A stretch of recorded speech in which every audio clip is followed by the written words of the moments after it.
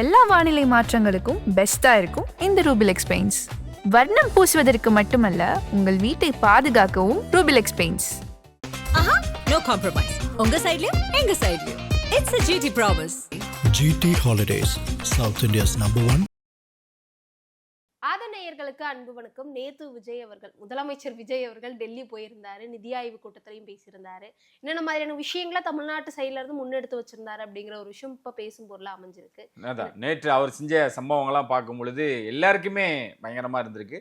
குறிப்பா அங்கிருந்து நிறைய பேர் வாழ்த்து தெரிவிச்சிருக்காங்க முதல்வர் விஜய் அவர்களுக்கு. தமிழ்நாட்டில இருந்து யார் போனாலும் ஒரு சம்பவம் வருது.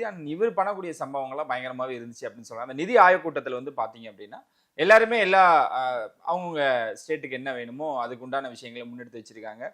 மும்மொழி கொள்கையை பத்தி முதல்வர் அவர்கள் அங்க எடுத்து வச்சிருக்காரு. ஏங்க அதான் சொல்றேன், ஏன் மற்ற இடங்களை பேசல? அவர் இதை பத்தி பேசணும். இந்த விஷயங்கள்லாம் வந்து அவரு மக்கள்கிட்ட தெரிவிக்கணும் அப்படின்லாம் சொல்றாங்கல்ல. அதாவது செய்தியாளர்களை சந்திக்கணும் அப்படின்னா அவருக்கு என்ன வேலை, எங்க வேலை செஞ்சா நம்மளுக்கு என்ன நடக்கும், அங்க என்ன மாதிரியான சம்பவம் ஒண்ணுமோ அதை கரெக்டா பண்ணிடுறாரு. ஏன்னா அந்த நிதி ஆயோக் கூட்டத்துல வந்து அவர் பேசக்கூடிய விஷயங்கள் என்னன்னா, தமிழ்நாட்டுக்கு வரக்கூடிய அந்த கல்வி நிதி அப்படின்றது நீங்க கண்டிப்பா கொடுக்கணும் அப்படின்றத வலியுறுத்தி இருக்காரு. அங்க வந்து எல்லாருமே கோரிக்கைகளை சொல்லலாம், அடுத்த வளர்ச்சி திட்டங்களை வந்து ஷேர் பண்ணலாம். இவ்வளவு விஷயங்கள் இருக்கும் பொழுது அங்க இருந்துகிட்டு இந்த மாதிரி எங்களுக்கு அதுக்கு உண்டான நிதி வேணும், மும்மொழி கொள்கையை வந்து நீங்க கட்டாயப்படுத்தக்கூடாது அப்படின்றதுமே வந்து விஜய் அவர்கள் முதல்வர் அவர்கள் அங்க வலியுறுத்தியிருக்காரு. இதெல்லாம் பார்க்கும் பொழுது அங்க இருக்கிறவங்களே வியந்து பார்த்திருக்காங்க. அதான் சொல்லுவாங்களே, டேய் அவர் எவ்வளவு பேர் யார் தெரியுமா, அவர் முன்னாடி எப்படி எதிர்த்து பேசுறீங்களா அப்படின்ற மாதிரி. இவரு தனக்கு தோணுனதை தன் மக்களுக்கு என்ன வேணுமோ என்ன தேவையோ அதை அனைவருக்கும் முன்னாடி வச்சிருக்கிறதுன்றது மிகப்பெரிய ஒரு விஷயமா தான் அமைஞ்சிருக்கு. இது நீங்க வந்து பாராட்டக்கூடிய விஷயம். நம்ம பாராட்டலாம் இல்லைங்க, அவர் இன்னும் நிறைய பண்ண போறாரு. ஸோ அது எல்லா விஷயங்களுக்கும் தொட்டது நம்ம பாராட்டிட்டு தான் இருக்கணும். ஸோ அதனால அங்க இருக்கக்கூடிய தலைமையே ஆடி போயிருக்காங்க, சென்ட்ரலே ஆடி போயிருக்காங்க இவர் பேசின விஷயங்கள் தான்.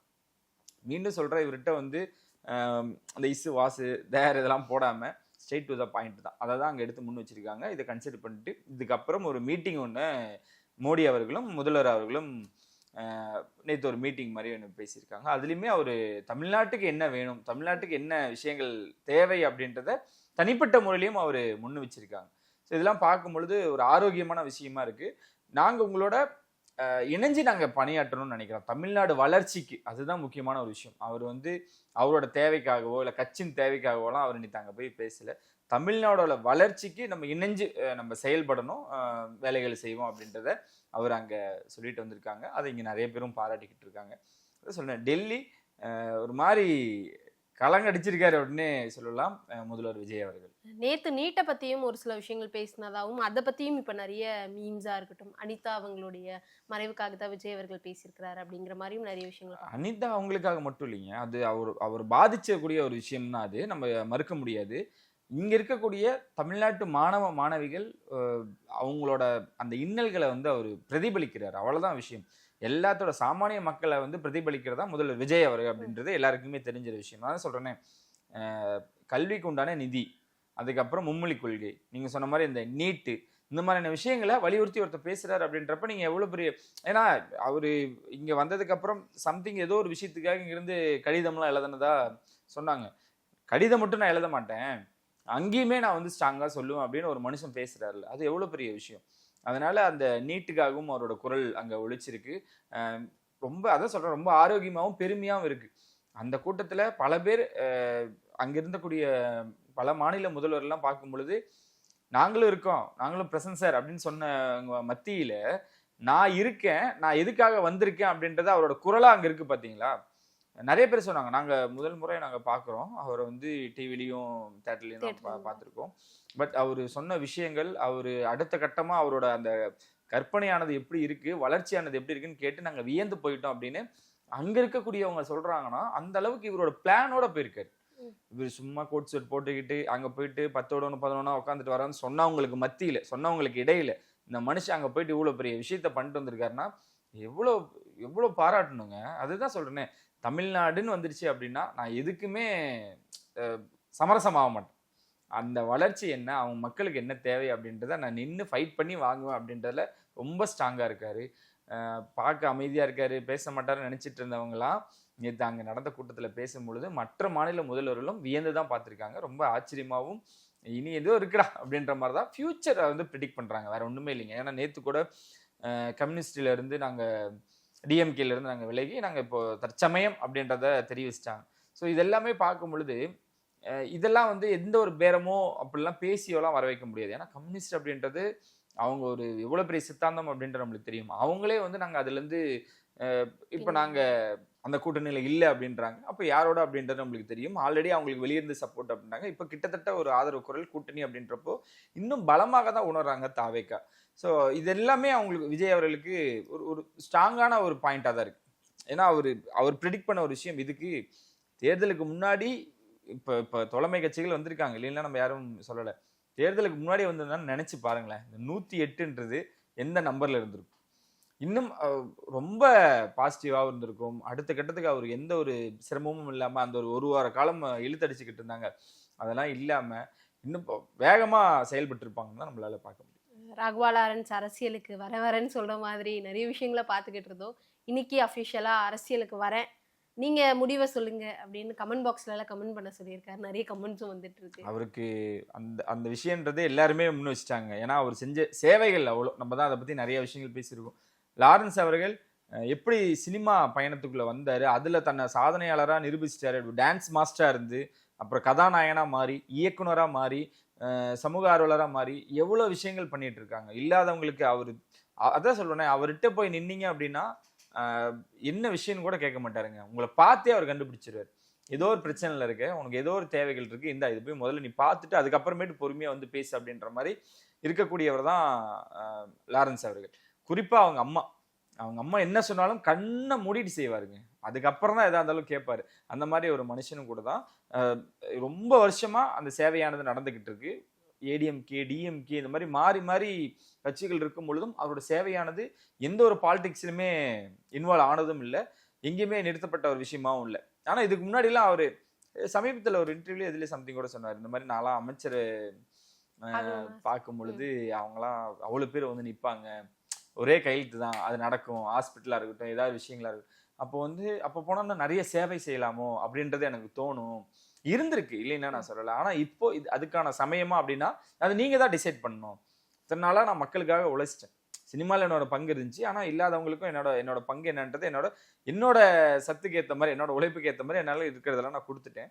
இதுக்கு மேல என்னன்றதை நீங்க சொல்லுங்க, நான் அதை செய்யறேன் அப்படின்றதால சொல்லியிருக்காங்க. நம்ம நிறைய விஷயங்கள் பேசியிருக்கோம். டிவிக்கில் இணையறாரு, திருச்சி கிழக்குல வந்து அவர் போட்டியிடுறாரு அப்படிலாம் பேசியிருக்கோம். அதை டிசைட் பண்ணணும் அப்படின்னா நான் அரசியலுக்கு வரலாமா இல்லையான்றதை நீங்க சொல்லுங்க. இப்ப நிறைய பேர் மக்கள்கிட்டயே முடிவை விட்டுட்டாங்க. ஏன்னா மக்கள் தீர்ப்பு, மகேசன் தீர்ப்புன்றது சும்மாலாம் சொல்லலை, அது எவ்வளவு பெரிய ஒரு மாற்றத்தை நோக்கி இருக்குன்றத இந்த 2026 தேர்தல் வந்து ஒரு எடுத்துக்காட்டா இருக்கு. மற்ற மாநிலம் கூட தமிழ்நாட்டுல இந்த மாதிரி ஒரு விஷயம் நடந்திருக்கா உனக்கு தெரியுமா அப்படின்ற மாதிரி ஒரு எடுத்துக்காட்டா தான் இங்க இருந்துகிட்டு இருக்கு. அதனால எல்லாருமே இந்த முடிவை வந்து மக்கள்கிட்ட கொடுத்துட்டாங்க. இப்போ நிறைய மக்கள் பார்க்கும் பொழுது சமூகத்தில் இருக்கக்கூடிய மக்கள் நீங்க வாங்க அப்படின்னு சொல்லி அவங்க ஆதரவு கொடுத்தாங்கன்னா கண்டிப்பா லாரன்ஸ் அவர்களோட பிரசன்ஸ் ஆனது இருக்கும். அதுல எந்த ஒரு மாற்று கருத்துமே இல்லை நீங்க கொஞ்சம் யோசிச்சு வாங்க, இல்லை நீங்க அடுத்ததுல வாங்க, இல்லை எப்படி வாங்க, ஏதாவது ஒரு சஜஷன் சொன்னாங்கன்னா அதையும் எடுத்துக்கக்கூடியவர் தான் லாரன்ஸ் அவர்கள். ஆனா இப்போ இருக்க சூழலை பொறுத்த வரைக்கும் திருச்சி கிழக்குல லாரன்ஸ் அவர்கள் போட்டியிடணும்னு அங்க இருக்கிறவங்களும் சில பேர் விரும்புறாங்க, நலம் விரும்பிகளும் விரும்புறாங்க. அப்படின்ற ஒரு பட்சத்தில் எதிர்பார்க்கலாம் அவரை. ஆனா டிவிகேல மூலமா அவர் வரா, இல்லை டிவிகேலயே அவர் வரா அப்படின்றதா நம்மளால ஜட்ஜ் பண்ண முடியல. அதான் சொல்லியிருக்காரு. இப்ப இன்னைக்குதான் அதோட காணொலியை வெளியிட்டிருக்காரு. ஒரு 2-3 நாட்கள் கழிச்சு அதுக்கு உண்டான ரிப்ளை பண்ணுவாரு.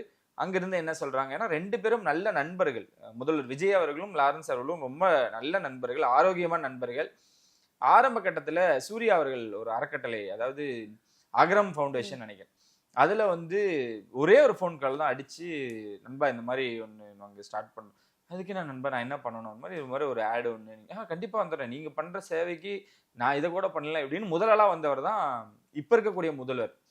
ஸோ அப்படி நீங்க நினைச்சு பாருங்களேன், இந்த மாதிரியான விஷயங்கள் பண்றவங்களுக்குலாம் ஏதோ ஒரு வகையில அவரோட இன்புட்ஸ் இருந்துகிட்டே இருக்கும், பிரசன்ஸ் இருந்துகிட்டே இருக்கும். இப்போ லாரன்ஸ் அவர்கள் அப்படின்னு போகும்பொழுது அவருக்குமே எந்த ஒரு தயக்கமின்றி கண்டிப்பா ஓகே சொல்லுவாங்க. அது நடக்க நிறைய இது இருக்கு, பாசிபிலிட்டிஸும் இருக்கு. ஸோ அதனால பார்ப்போம் என்ன நடக்குது அப்படின்றத. ஆனா நம்ம 80% உறுதிப்படுத்தலாங்க. லாரன்ஸ் அவர்கள் போய் கேட்டா மறுக்கக்கூடியவரும் இல்லை முதல்வர் அவர்கள். அதனால இவரு மக்கள் சொல்றத ஓகே சொல்லிட்டாங்கன்னா நேரம் அடுத்து அங்கதான், அங்க போயிட்டு ஒரே ஒரு கையெழுத்து தான், இடைத்தேர்தலில் நின்னாருன்னா மிகப்பெரிய வாக்குகள் வித்தியாசத்துல வெற்றி பெறுவார்ன்றதை இப்பயே நம்ம அறிவிச்சிடலாம். டெல்லியில இருந்து முதலமைச்சர் விஜய் அவர்கள் இன்னைக்கு கர்நாடகால ஒரு கோவிலுக்கு போகிறதா ஒரு சில விஷயங்கள், சாய்பாபா கோயிலுக்கு, அந்த விஷயங்களை பார்த்திருந்தீங்களா? தேர்தல் முடிஞ்ச வாட்டி இந்த ரிசல்ட்லாம் வரதுக்கு முன்னாடி அவர் திருச்செந்தூர் நிறைய கோவில்களுக்கு பயணிச்சுட்டு இருந்தார். அப்போ எல்லாம் சொன்னாங்க, பாருங்களேன் ஒரு அரசியல் எவ்வளோ பெரிய மாற்றத்தை ஏற்படுத்துது அப்படின்லாம் சொன்னாங்க. எலெக்ஷன் முடிஞ்சுதான் அவர் வந்து கோவிலுக்கெல்லாம் போனாங்க, எல்லா விஷயங்களும் பண்ணாங்க. இது எப்படா வந்து அரசியலுக்காக பண்ண முடியும் அப்படின்னு அவருக்கு ஏதோ ஒரு வகையில் ஏதோ ஒரு பாசிட்டிவான ஒரு ஆரா ஒன்று இருக்கு, ஒரு சக்தி இருக்குன்றது கிட்டத்தட்ட அவருக்கு தெரியும். ஏன்னா அவர் இத்தனை வருஷங்களா அதான் சொல்றேன், இவரை கலாச்ச ஒரு பத்திரிகை நிறுவனம் அந்த அந்த அட்டை பேஜில் வந்து இவரோட முகம் வருது, இவரை பத்தி வருது அப்படின்ற பட்சத்தில் அதை செஞ்சு காட்டியிருக்காருல்ல. நீங்க என்னை அப்படி பண்ணிட்டீங்க, நான் இதுக்காக ஓடுறேன் அப்படின்ற ஒரு விஷயம் இருக்குல்ல, அந்த ஓட்டம் பிளஸ் அவர் கூட இருந்த ஒரு பாசிட்டிவ் ஆரா தான். அவர் அதனாலே அந்த கடவுள் நம்பிக்கை அவருக்கு இல்லையான்னு கேட்டா அது இருந்தனாலதான் இவ்வளவு தூரம் வந்திருக்குன்னு அவரே சொல்லுவாங்க. ஸோ அதனால இப்ப தொடர்ச்சியா வெற்றி அடைஞ்சதுக்கு அப்புறமும் நிறைய கோவில்களுக்கு பயணிச்சுக்கிட்டு இருக்காரு. நீங்க சொன்ன மாதிரி டெல்லியில இருந்து நேரா அந்த கோவிலுக்கு போய் அந்த கோவிலையும் ஒரு வேண்டுதல் வச்சுட்டு நிறைய விஷயம், இதெல்லாம் பாராட்டக்கூடிய விஷயம் தானுங்க. உடனே என்ன தெரியுமா சொல்லுவாங்க, தமிழ்நாட்டில் எவ்வளவு கோவில்கள் இருக்கு, நீங்க ஏன் விரும்ப அங்க போறாங்க அப்படின்ட்டு. எல்லா கோவில்களிலும் அவரோட பிரசன்ஸ் இருக்கணும்னு விரும்பக்கூடியவர் தான். அதனாலதான் ஒரு கட்டத்துல சர்ச்சுக்கு போனாங்க, மசூதிக்கு போனாங்க, கோவிலுக்கு போனாங்க. எம்மதமும் சம்மதமேன்னு இருக்கக்கூடிய தலைவராக நம்ம முதல்ல விஜய் அவர்களை பார்க்குறோம். இந்த கர்நாடகா பயணமும் அப்படிதான் இருக்க போகுதுன்னு நினைக்கிறேன். அதே வெற்றிகரமாக முடிச்சுட்டு தமிழ்நாட்டுக்கு வருவாங்க. ஆனால் இப்போ டெல்லியில் இருக்காருங்க. இன்னைக்கு வந்து 18 மணி நேரம் தடையில்லா மின்சாரம் அப்படின்றத அங்கிருந்து ஒரு அறிவிப்பு ஒன்று கொடுத்துருக்காங்க. அது இல்லாமல் விவசாயிகளுக்கு வந்து முக்கியத்துவம் இருக்கக்கூடிய வகையில் நிறைய விஷயங்களை ஒரு அறிக்கையாகவும் அறிவிப்பாகவும் அவர் அங்கிருந்து கொடுத்துருக்கிறாரு. இதெல்லாமே நல்ல விஷயமா தான் பார்க்கணும், வரவேற்கத்தக்க விஷயமா தான் பார்க்கணும்.